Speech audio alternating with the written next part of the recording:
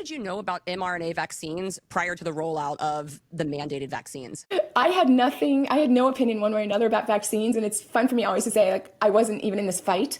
I had all the vaccines I had to have in my life. I had to take the flu shot as an ER doctor because I knew it was garbage, but I just took it. I never put up a fuss. My children got all their shots. So it's so funny to see everybody like, oh, hardcore anti-vaxxer. No, the mRNA technology is very, very new. It had not been successfully used in any modality. The company Moderna, which is a play on mRNA in its name, had 44 straight quarters of business loss. So it was a financial idea, a business idea. They're kind of easy to make on this platform, but it was a brand new platform. What shocked me about doctors is doctors are normally very risk-averse professionals. And I remember being floored at my peers because there's all kinds of studies that have to be done.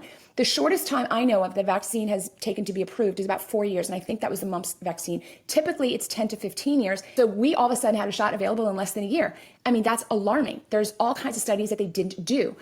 As my lawyer background, I knew that they could only put the shots out so rapidly to comply with the EUA, the emergency use authorization rule that permitted them to bring it out because it's an emergency, that is that there should be no other treatment available. This explains why people had to come out so aggressively against hydroxychloroquine.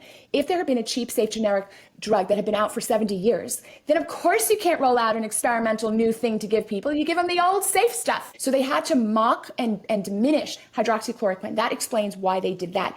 So you really think there was this coordinated effort that was going on behind the scenes to suppress working treatments in order to push and make this company billions and billions of dollars? Okay, so I will only say things that I'm certain of. 100% the campaign against hydroxychloroquine was conceived so that the shots could be approved quickly.